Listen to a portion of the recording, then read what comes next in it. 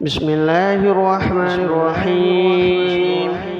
نون بالقلم وما يسطرون ما أنت بنعمة ربك بمجنون وإن لك لأجرا غير ممنون وإنك لعلى خلق عظيم. فستبصر ويبصرون بأيكم المفتون إن ربك هو أعلم بمن ضل عن سبيله وهو أعلم بالمهتدين. فلا تطع المكذبين ودوا لو تدهن فيدهنون ولا تطع كل حلاف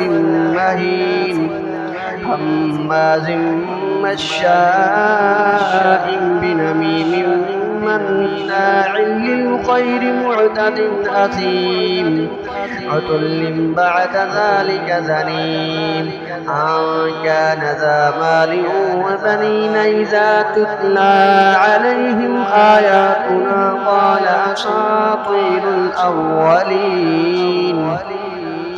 سنسمه على الخرطوم إنا بلوناهم كما بلونا أصحاب الجنة إذا أقسموا ليصرمنها مصبحين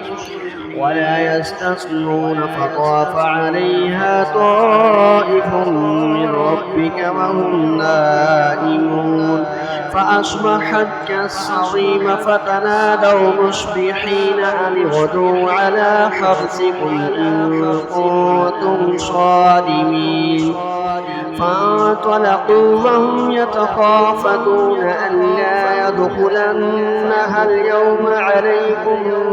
مسكين وغدوا على حرد قادرين فلما رأوها قالوا إنا لضالون بل نحن محرومون قال أوسطهم ألم أقل لكم لولا تسبحون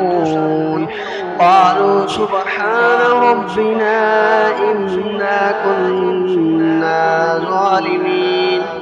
فأقبل بعضهم على بعض يتلاومون قالوا يا ويلنا إنا كنا طاغين عسى ربنا أن يبدلنا خيرا منها إنا إلى ربنا راغبون كذلك العذاب ولعذاب الآخرة أكبر لو كانوا يعلمون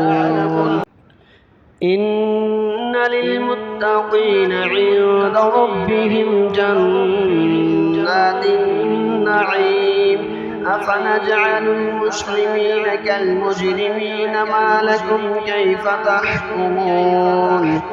أم لكم كتاب فيه تدرسون إن لكم فيه لما تخيرون أم لكم أيمان علينا بالغة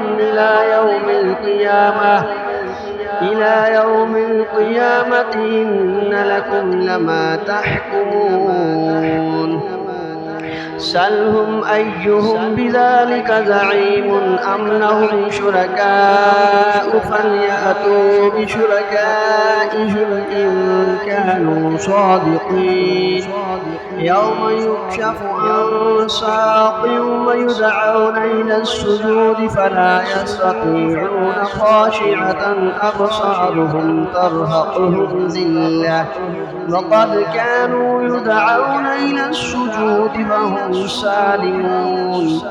فذرني ومن يكذب بهذا الحديث سنستدرجهم من حيث لا يعلمون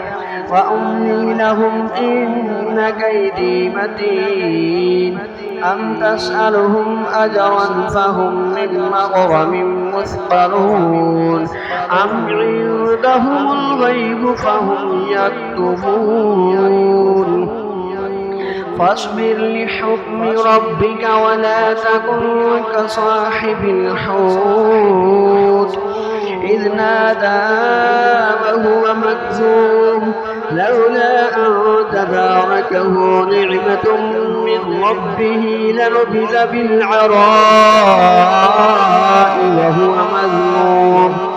فاجتباه ربه فجعله من الصالحين وإن يكاد الذين كفروا ليزلقونك بأبصارهم لما سمعوا الذكر ويقولون إنه لمجنون وما هو إلا ذكر للعالمين صدق الله العظيم.